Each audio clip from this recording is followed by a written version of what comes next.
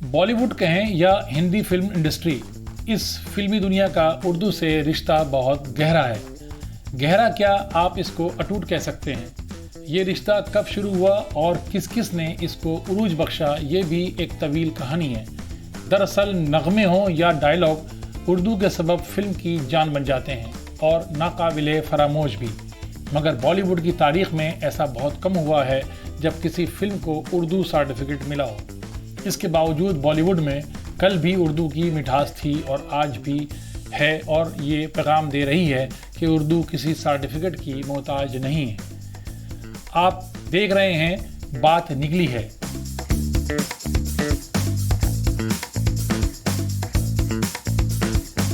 आज हम बात करेंगे बॉलीवुड और उर्दू के रिश्ते की, फिल्मों में उर्दू के सबब समाज पर इसके असरात की। और मेरे साथ हैं नौजवान तारीख निगार साकिब सलीम साहब। साकिब साहब, कहाँ से शुरू करेंगे इस कहानी को, क्योंकि बात निकली है तो दूर तक जाएगी। तो ये उर्दू और हिंदी फिल्म का रिश्ता किस तरह बयान करेंगे? सबसे पहले अगर हम उर्दू की बात करें, उर्दू और फिल्मों का रिश्ता, जिन्हें हिंदी सिनेमा कहते हैं, मज़ेदार चीज़ ये है कि हिंदी सिनेमा शुरू से सेंसर बोर्ड के सर्टिफिकेट पर या उससे पहले भी हमेशा इसे हिंदी सिनेमा कहा गया। लेकिन अगर देखा जाए तो ज़बान इसकी उर्दू रही है। हिंदुस्तानी आप कह सकते हैं, लेकिन उर्दू ज़बान, क्योंकि ज़्यादातर जो आपको लिखने वाले दिखेंगे फिल्मों में और फिल्में बनाने वाले भी कई बार वो उर्दू के अपने अदीब हैं, उर्दू के अपने राइटर्स हैं। तो कहानी कहाँ से शुरू होती है? कहानी फिल्मों से शुरू नहीं होती है। कहानी शुरू होती है ड्रामे से, स्टेज पर खेले जाने वाले नाटकों से। तो हिंदुस्तान में जो वेस्टर्न सिविलाइजेशन जैसे जैसे आना शुरू हुई, तो जो बड़े पैमाने पर एक तो गांव मोहल्ले के नुक्कड़ नाटक होते थे, नौटंकी होती थी, रामलीला होती थी, लेकिन उसके बाहर निकलकर जो आम लोगों के लिए एक थिएटर का सेटअप दिया, वो पारसी थिएटर से शुरुआत होती है। पारसी थिएटर, पारसी एक ख़ास कौम है और वो ऑलमोस्ट पूरे तरीके से हिंदुस्तान में गुजराती है। उनकी ज़बान गुजराती है, उनका लिखने का तरीक़ा गुजराती है, उनका खाना पीना बोलचाल सब कुछ गुजराती है। अब ऐसे में हुआ क्या कि उन्होंने अपने प्लेज जो थे, अपने नाटक जो थे, वो गुजराती में करना शुरू किए। लेकिन अब आम लोगों तक भी चीज़ें जानी चाहिए, खूबसूरत लगनी चाहिए। अब कहानी आती है नवाब वाजिद अली शाह की। नवाब वाजिद अली शाह के कोर्ट में आगा हसन साहब का इंदर सभा जो है, अगर आप उस प्ले को देखें तो वो प्ले की एक तरीके से, एक ऐसे प्ले की जिसे प्ले की शक्ल दी जा सके और उसमें गीत हों, बीच बीच में गीत आते हों और एक माइथोलॉजिकल कैरेक्टर क्रिएट किया जा सके, उसकी वो शुरुआत थी। और उसी की तर्ज पर धीरे धीरे पारसी थिएटर आने लगा। इसमें फिर अगर आप देखें तो नॉर्थ इंडिया से आप करीमुद्दीन थे और इस तरीके के बहुत से लोगों ने नौकरियां ली लगभग 19वीं सदी के आखिर में आते आते पारसी लोगों के पास। तो वो वहाँ पर जाकर पारसी के ये नाटक लिखने लगे। और मज़ेदार चीज़ ये है, क्योंकि एक्टर ज़्यादातर पारसी थे, तो ये रस्मुल ख़त गुजराती होती थी, ज़बान उर्दू होती थी। और ये धीरे धीरे धीरे धीरे ये हो गया कि पारसी थिएटर की जो बोलने की ज़बान है वो उर्दू है, और उसमें उर्दू की शायरी, गज़ल, इस सब का इस्तेमाल भी बहुत ज़रूरी बनता चला गया। ये थिएटर था। इसके बाद जो फिल्में आई वो अगर आप देखें तो वो साइलेंट सिनेमा है। लेकिन इसके बीच में एक बहुत इम्पॉर्टेंट नाम आता है आगा हश्र कश्मीरी साहब का। उन्होंने एक बहुत मशहूर प्ले लिखा, यहूदी की लड़की। वैसे तो उन्होंने बहुत कुछ लिखा, लेकिन यहूदी की लड़की की खासियत यह है कि अलग अलग तरीके से उस पर बाद में सैकड़ों, मतलब सैकड़ों तो नहीं लेकिन बहुत सी फिल्में बनी हैं। तो जो एक तरीके से ये सेट हो गया कि प्ले की जो ज़बान है जिसे आम लोग सराहेंगे, भले ही वो बम्बई में हो जहाँ पर के आम लोगों की ज़बान उर्दू नहीं है, वो उर्दू में होगी, उसमें उर्दू की गज़ल इस्तेमाल होगी, उसमें उर्दू के गीत इस्तेमाल होंगे। तो धीरे धीरे जब हिंदुस्तान में आलम आरा आई और उसके साथ टॉकीज़ का चलन आ गया, तो उसके बाद आप देखते हैं देवदास, आप देखेंगे अछूत कन्या। तो धीरे धीरे आप देखना शुरू करेंगे कि उर्दू के राइटर्स धीरे धीरे जमते चले गए। यहाँ तक कि प्रेमचंद, जो कि उर्दू के एक बहुत मशहूर अदीब हैं, उनकी भी, उन्होंने भी फिल्मों में लिखा। मिल मजदूर करके एक फिल्म थी जिस पर बैन भी लगा, फिर उसमें कट लगे, फिर वो वापस आई, लेकिन जो भी है। लेकिन उर्दू के अदीब बिल्कुल 1930 में की दहाई में जब शुरुआत हुई टॉकीज़ की हिंदुस्तान में, तभी से जो सिनेमा है उसमें एक बड़े पैमाने पर रखे जाने लगे। वो गीत लिखते थे, वो कहानियाँ लिखते थे, वो डायलॉग लिखते थे। तो इस तरीके से उर्दू हिंदी भारतीय सिनेमा में या ख़ास तौर पे बम्बई की सिनेमा में पूरे तौर पर दाखिल हो गई। तो साकिब साहब, वो दौर था जब उर्दू लिखने वाले, उर्दू पढ़ने वाले सब मौजूद थे, तो शायद उस ज़माने में उर्दू का चलन कुछ ज़्यादा था, तो इसलिए वो चीज़ बहुत पॉपुलर हुई। उस दौर में उर्दू को लोगों ने इस्तेमाल किया और उसको समझा भी। आज वो चीज़ घटती जा रही है, लेकिन उस ज़माने में बहुत ज़्यादा थी उर्दू का इस्तेमाल। अब जो है, अब हम कहीं देखते हैं कि उर्दू बोलने की ख्वाहिश में इंसान मुखालिफत को खिलाफत बोल जाता है, लेकिन उसके पीछे उसकी मोहब्बत है कि उसने कोशिश की उर्दू बोलने की, लेकिन उसको उर्दू समझ में नहीं आई तो उसने खिलाफत का इस्तेमाल कर दिया। और आज फिल्मों में मुखालिफत की जगह खिलाफत का जो चलन है, इस्तेमाल है, वो बहुत आम है और बहुत अच्छे अच्छे लोग खिलाफत और मुखालिफत का फ़र्क नहीं समझ पाते। बहरहाल उनकी इस गलती को माफ़ कर सकते हैं सिर्फ उर्दू दोस्ती के नाम पे। लेकिन एक चीज़ और अहम थी साकिब साहब कि एक दौर था जब हमने हिंदी फिल्में देखी उर्दू के इस्तेमाल के साथ, लेकिन उसका सर्टिफिकेट हिंदी के होते थे। लेकिन कुछ फिल्म डायरेक्टर या प्रोड्यूसर ऐसे गुजरे हैं जिसमें कि नासिर हुसैन थे, महबूब खान थे, इन्होंने अपनी फिल्मों को उर्दू सर्टिफिकेट दिलवाया था। और इसके बरक्स के आसिफ ने मुग़ल आज़म को हिंदी दिलवाया था। जी जी, क्या कहेंगे? जी, ये एक अजीब सी चीज़ है। इसके पीछे पॉलिटिकल रीजंस भी हैं अगर आप देखें भारत के, और इसके पीछे और भी बहुत सी वजूहात थी। लेकिन ये बहुत इंटरेस्टिंग है कि जब हम देखते हैं ख़ास तौर पे मुग़ल आज़म को, तो मुग़ल आज़म आज के दौर में तो आम आदमी, मेरा मानना ये है कि बहुत, जिसे आम आदमी कहेंगे उसे डिक्शनरी की ज़रूरत पड़ जाएगी। और बल्कि अगर उस ज़माने में देखें तो मुझे एक फ़िल्म याद है, शायद यहूदी की बेटी में है या कहाँ, लेकिन उसमें एक जगह पर कामिनी कौशल ये बोलती हैं हमारे दिलीप कुमार साहब को कि मैं तुमसे अलहदा नहीं रह सकती। और ये देखकर मैंने ये सोचा कि ये मतलब आज के ज़माने में कितने लोग समझेंगे, लेकिन उस ज़माने की एक आम बोलचाल थी, शायद आम बोलचाल थी। और दूसरा एक और चीज़ है कि फिल्में, सिनेमा उतना भी आम नहीं था। मतलब आप समझ रहे हैं, सिनेमा थिएटर हर जगह नहीं होता था। तो सिनेमा थिएटर थोड़ा सा ये माना जाता था कि हम सिनेमा देख रहे हैं तो कोई बड़ा काम कर रहे हैं, साल में एक सिनेमा देखेंगे, हम उससे कुछ सीखें। तो ज़बान सीखने के लिए लोग सिनेमा देख रहे थे। आज के वक्त में लोग ज़बान सीखने के लिए सिनेमा नहीं देख रहे हैं। वो खुद मानते हैं कि उसमें गाली गलौच है, उसमें गंदगी है। पहले ये नहीं माना जाता था, एक जिम्मेदारी थी। तो वो जिम्मेदारी भी धीरे धीरे ख़त्म हो गई है कि वो ज़बान सिखाना चाहते हैं, तहज़ीब सिखाना चाहते हैं, वो कुछ नहीं सिखाना चाहते हैं। लेकिन ये बहुत मज़ेदार चीज़ है कि किस तरीके से उर्दू का सर्टिफिकेट कुछ ही फिल्मों को मिला है इंडिया में, वरना हिंदी सिनेमा, हिंदी के तौर पर सर्टिफिकेट मिलता रहा और हिंदी के तौर पर ही अप्लाई होता रहा। फिल्में जावेद सलीम ने लिखी, जावेद अख्तर और सलीम खुद उर्दू के ही अदीब हैं, इसमें कोई वो नहीं। अख्तर उल ईमान ने लिखी, आप किसी को भी उठाइए, आपको सबकी फिल्में लिखी हुई हिंदी के तौर पर सर्टिफाई होती हुई दिखाई देती हैं। बेशक, मतलब साकिब साहब, बचपन में जब फिल्में देखने जाते थे तो वो दौर था जब हॉल में बैठते थे या बैठने से पहले हम लोग हॉल पिक्चर शुरू होने से पहले जैसी आवाज़ गूंजती थी कि फ़ानूस बन के जिसकी हिफाजत खुदा करे, वो शमा क्या बुझे जिसे रोशन खुदा करे। तो ये महबूब खान की फ़िल्मों का शुरुआत जो होती थी तो लोग कुर्सियों पे उस वक्त बैठ जाते थे जैसे वो शेर सुनने के लिए। तो वो दौर अलग था, अब ये दौर अलग है। अब मेरे ख्याल में अगर ये शेर कोई सुनाए फिल्म के आगाज़ पे तो मेरे ख्याल में सुनने वाला समझेगा भी नहीं। लेकिन उस दौर में एक अट्रैक्शन था कि ये फिल्म महबूब खान की है, इस शेर से शुरू होती है। और शायद चोपड़ा साहब की फिल्म उससे शुरू होती थी, मुद्दई लाख बुरा चाहे तो क्या होता है, हाँ। वही होता है जो मंजूर खुदा होता है। तो मतलब शायरी से बाकायदा फिल्मों के आगाज़ हो रहे थे, आपने बिल्कुल सही कहा। और आज के दौर में उस चीज़ को समझने वाले भी शायद मौजूद नहीं हैं। लेकिन फरीदी साहब वापस आएँ तो कहीं ना कहीं ये भी है कि वक्त उस ज़वाल का भी है कि एक ज़माने में हम कहते हैं शकील साहब लिख रहे थे, हसरत जयपुरी लिख रहे थे, अख्तर उल ईमान डायलॉग्स लिख रहे थे, या फिर तो अगर हम उस दौर को देखें तो आज के दौर में अगर हम सोचें भी कैसे लोगों को सिनेमा में लेकर आते हैं, तो ऐसे लोग क्या आपको नज़र भी आ रहे हैं कि हम उन्हें सिनेमा तक खींच लाएं? आपका इस बारे में क्या कहना है? नहीं, इसमें तो कोई शक नहीं। आप देखिए मुग़ल आज़म है, पाकीज़ा है, इस तरह की पिक्चरों से आप डायलॉग देखिए, तो जाहिर बात है आज सुनने वालों की क्लास अलग हो गई है और लिखने वाले भी नज़र नहीं आ रहे हैं। लिखने वाले भी नहीं हैं। अब मुग़ल आज़म के डायलॉग्स 2-3 डायलॉग राइटर्स थे मेरे ख्याल में उसमें फिल्म के अंदर, तो डिसाइड करना मुश्किल था कि डायलॉग कौन सा किसका है। उसकी खूबी ये भी थी फिल्म की। अब जो डायलॉग्स थे, जो उर्दू नहीं समझता था वो भी डायलॉग सुनता था, उनको लगता था कि अच्छा लग रहा है डायलॉग, तो वो चीज़, वो फीलिंग भी ख़त्म हो चुकी है अपना। नहीं, वो फीलिंग ख़त्म हो चुकी है और वो गाने ख़त्म हो चुके हैं।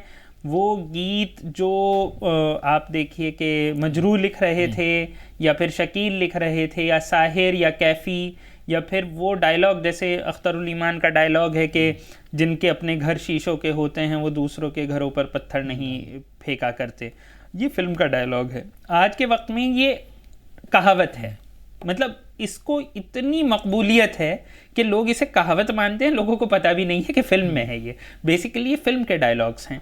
ऐसे बहुत फिल्मों के डायलॉग हैं। कमाल अमरोही साहब हैं, वो फिल्में लिख रहे थे, तो लोग उर्दू में लिख रहे थे, उर्दू को समझ रहे थे। लेकिन आज के दौर में जब हम देखते हैं तो कहीं ना कहीं उर्दू वालों ने भी अपने आप को शायद अडेप्ट नहीं किया है, यानी कि अपने आप को ढाला नहीं वक्त के साथ, कि उनकी ज़बान ऐसी हो सके कि आम आदमी उसे आराम से सुन के फिल्मों में पिरो सके। मतलब वक्त के साथ या तो वो बिल्कुल गाढ़ी जिसे कहते हैं फ़ारसी के साथ वाले अल्फाज के साथ लिखना चाह रहे हैं, या तो वो कर रहे हैं वो, या फिर वो बिल्कुल ही टपोरी ज़बान जो कादर खान साहब ने मशहूर कर दी। तो ये वो दौर जब आया था कादिर खान वाला, हालांकि बेचारे अल्लाह जन्नत नसीब करे, उनको इस पर बहुत अफसोस था कि जो 1975-77 के बाद 97 के बाद 77 के बाद से एक पीरियड आया था 10 साल का, जिसमें कहते हैं कि साउथ इंडियन मूवीज़ का रुझान जो था वो बॉलीवुड पे ज़्यादा पड़ रहा था। तो उस दौर में जो फिल्में आई उनमें जो डायलॉग लिखे गए थे उसमें ज़्यादातर कादिर खान के थे। जी। और जो लैंग्वेज में गिरावट आई थी वो उसी वक्त आई थी। और इस बारे में कादिर खान ने ये कहा था अपने एक इंटरव्यू में कि मुझे बड़ा अफसोस होता है कि मैंने ये क्या किया, और मेरी ज़िंदगी की सबसे बड़ी ख्वाहिश यही है कि मैं अब इस अपने ज़िंदगी में उस खसारे को, वो जो नुकसान मैंने किया है उसको मैं पूरा कर सकूं या उसको दूर कर सकूं। ये कहीं ना कहीं उनको इस बात का एहसास था कि हमने इंडस्ट्री की डिमांड पूरी करने के लिए अपना मेयार जो था लिखने का वो नीचे किया था। तो वो दौर जो था साउथ इंडियन मूवीज़ के साथ जो डायलॉग आए थे उसने कहीं ना कहीं पस्ती में ले गई थी पूरे डायलॉग्स को। जी बिल्कुल। और जो ये टपोरी ज़बान का एक पूरा कल्चर आया, और बिल्कुल लड़की को खंबा कहा गया उसमें, है ना, और सरकाई लोग खटिया जाड़ा लगे, ये इस टाइप के डायलॉग गाने आए। 80s और 90s का जो दौर आया, और जो कि अब और भी नेटफ्लिक्स के साथ तो एक अलग ही वो परेशानी है। अब तो कुछ बचा ही नहीं है, अब तो ऐसा लगता है कि कोई मयार ही नहीं है।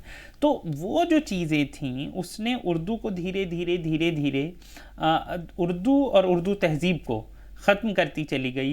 गाने भी पंजाबी के मशहूर होने लगे, या फिर कुछ ऐसे गाने, ऐसे अल्फाज जो गाने उर्दू में आते भी हैं। आप देखिए कि सिंगर उसे गाता है तो तलफ़्फ़ुज़ की गलतियाँ आम तौर पर है, मतलब कोई बड़ी बात नहीं है कि तलफ़्फ़ुज़ की गलतियाँ हों, तो और अब कोई उसे नोटिस भी नहीं कर रहा है।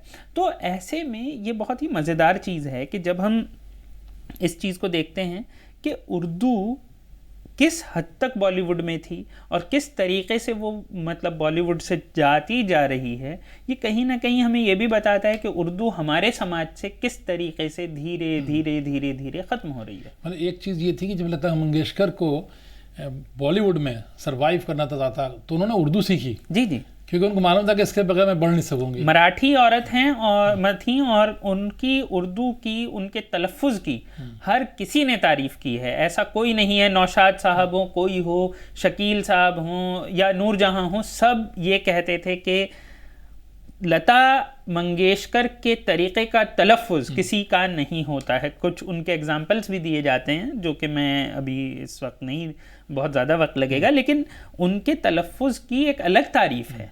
इस वजह से उन्हें मतलब ये माना जाता है, और जिस वजह से वो आज तक ज़िंदा हैं वो गाने जो उन्होंने गा दिए। लेकिन आज के दौर में जब हम देख रहे हैं तो जो ज़वाल है वो तलफ़्फ़ुज़ का भी है, ज़बान का भी है और तहज़ीब का भी है। तहजीब भी एक मतलब उर्दू सिर्फ जबान की बात नहीं हो रही है, उर्दू के साथ तो तहजीब जुड़ती है, वो तहजीब आती है।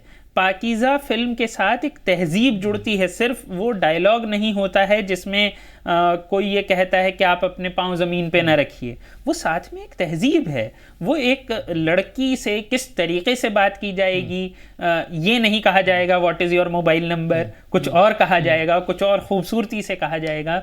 तो ये चीज़ें जो तहजीब की थी ये भी धीरे धीरे धीरे धीरे ख़त्म होती जा रही हैं, और कहीं ना कहीं देखा जाए तो इसका असर हमारी सोसाइटी पर है और सोसाइटी का असर फिल्मों पर है। तो पहले इसी चीज़ का असर सोसाइटी पे अच्छा पड़ता था जी, लैंग्वेज अच्छी थी, लोग लैंग्वेज अच्छी थी, तहजीब अच्छी थी जी। अब जो है वो वर्ड इस्तेमाल हो रहे हैं जो आप घर में बोलना नहीं चाहते थे, लेकिन अब तो बोले जा रहे हैं, अब बोले जा रहे हैं, घरों में भी बोले जा रहे हैं। अच्छा, उर्दू भी महदूद हो गई है अब माशाल्लाह और इंशाल्लाह तक। उर्दू महदूद हो गई है इस चीज़ पर जो आपने भी शुरू में एग्जांपल दिया कि खिलाफत बोल दिया, वो भी मुखालफत की जगह, और आपने एक भारी सा वर्ड सोच लिया। अभी एक फिल्म आई है सैयारा, आप उस सैयारा को देखिए, सैयारा किस चीज़ को कहते हैं आपको भी मालूम है, ठीक है। उसमें लड़की शुरू में ये कहती है एक सितारा जो दूर रहता है जो अच्छा होता है, भाई ये उसका लफ्ज़ी मानी नहीं है एग्जैक्टली, मतलब उसने उसमें स्पेसिफाई किया है कि वो एडजेक्टिव बना दिया है। तो मतलब इसका मतलब ये है कि हमारे ऑडियंस को एग्जैक्टली पता ही नहीं है कि वो नाम क्या रखा जा रहा है, ये किस चीज़ की बात हो रही है। या फिर एक गाना आया था इश्क वाला लव, आप उसे देखिए कि भाई इश्क वाला लव। अब इसके बरक्स अगर आप देखें तो आप मुग़ल आज़म को देखिए गौर से, तो मुग़ल आज़म के अंदर एक बहुत इंटरेस्टिंग चीज़ हुई है, उसमें इश्क भी वर्ड यूज़ हुआ है और मोहब्बत भी वर्ड यूज़ हुआ है, और एक जगह नहीं यूज़ हुआ है। इश्क को उन्होंने इस लिहाज से इस्तेमाल किया है जिस चीज़ को अनारकली कर रही है कि उसका कोई पाने की चाह, मतलब सिर्फ देने की चाहत है, एक तरीके से डिवोशन है वो, और मोहब्बत पॉजेसिव है।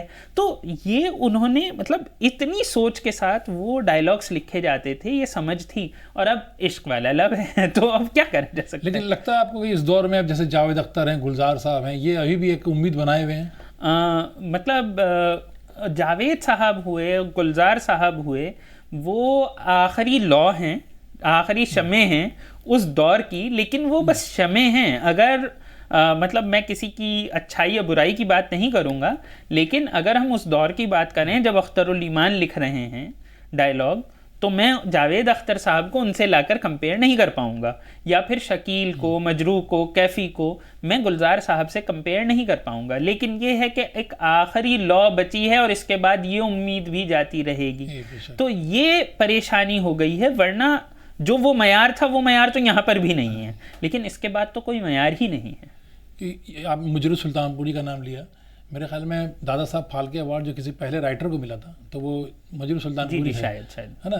तो कितनी अहमियत थी कलम की, कितनी अहमियत थी लिखने वालों की, कितनी अहमियत थी, वो चीज़ जो है वो अब जो रिप्लेस नहीं हो पाएगी। वो जो जा रहे हैं, वो जो लौट जा रही है, उसके बाद दूसरे जो आएंगे उसको बहुत मुश्किल है, वो उस जगह को फिल करने को तैयार नहीं है। मतलब आप खुद सोचिए कि गाने जिस तरीके से लिखे जा रहे हैं, चोरी के गाने लिखे जा रहे हैं, आप एक गाना सुनते हैं, आपको अच्छा लगता है, फिर आपको पता चलता है ये किसी और मुल्क में पहले ही मौजूद है, तो दिल टूट जाता है। फिर उसके बाद आपको नज़र आता है कि थोड़ा इधर से उधर से करके 5-6 पुराने किसी शायर के चीज़ें जोड़ जाड़ कर एक गीत बना लिया है, तो फिर दिल टूट जाता है। उसके अलावा बहुत सी चीज़ों का कोई मतलब ही नहीं है। मतलब मैं सही बात ये कहूँगा कि कुछ चीज़ें, कुछ गाने, कुछ डायलॉग, कुछ कहानियाँ ऐसी हैं जो बेमतलब हैं।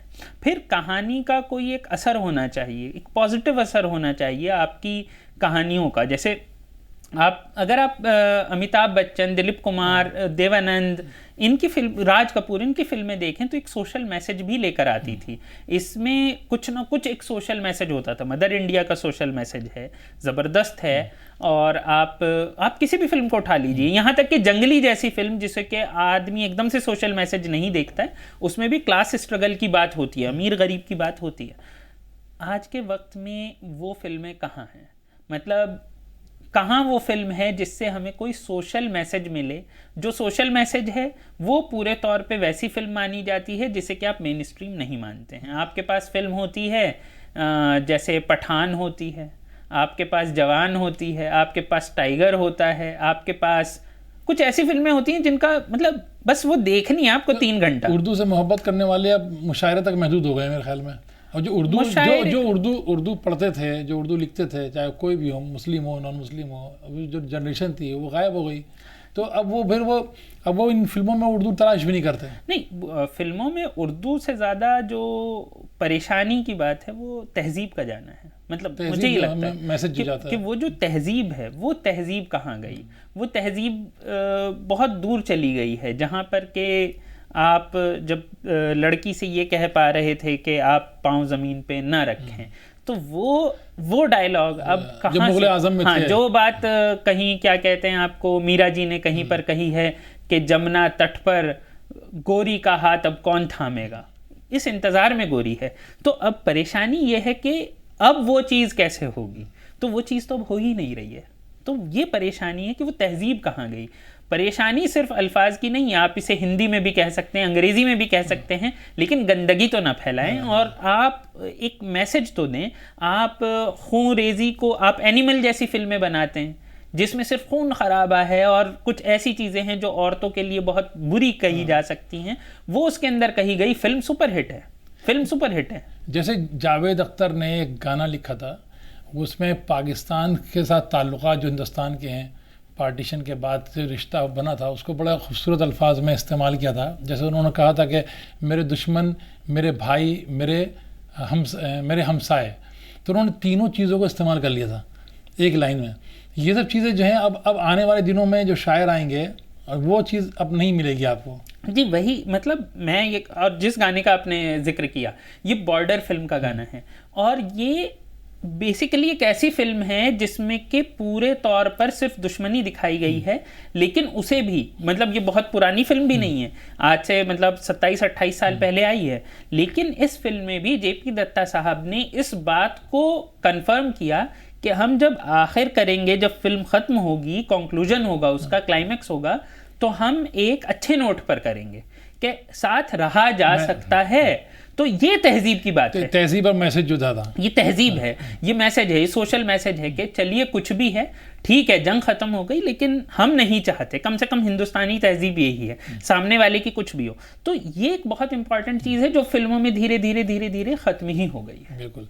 जैसे बात की आज हम लोगों ने साकिब साहब के साथ कि उर्दू और बॉलीवुड का रिश्ता क्या था और क्या है, पहले उर्दू का क्या असर था फिल्मों पर और फिर उसका समाज पे क्या असर था। आज उर्दू कहाँ है और आज हमारा समाज, ये माशरा कहाँ है।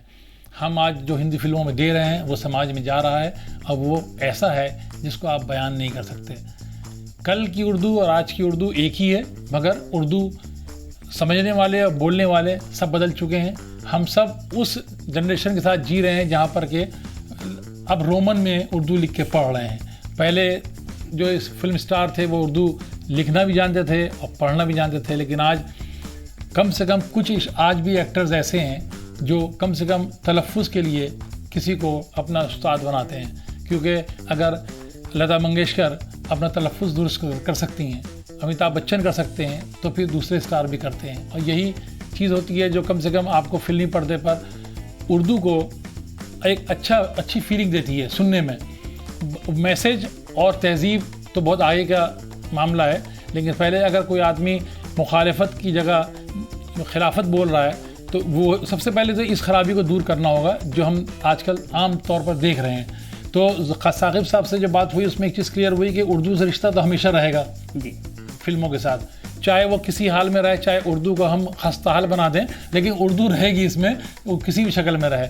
तो उम्मीद है कि इस पेशकश में आपको इस बॉलीवुड के रिश्ते के बारे में मालूम हुआ होगा और मुग़ल आज़म के जो डायलॉग्स थे, जो पाकीज़ा के अंदर जो डायलॉग्स थे, उसके अंदर जो तहजीब दिखाई जाती थी वो आज नापैद है।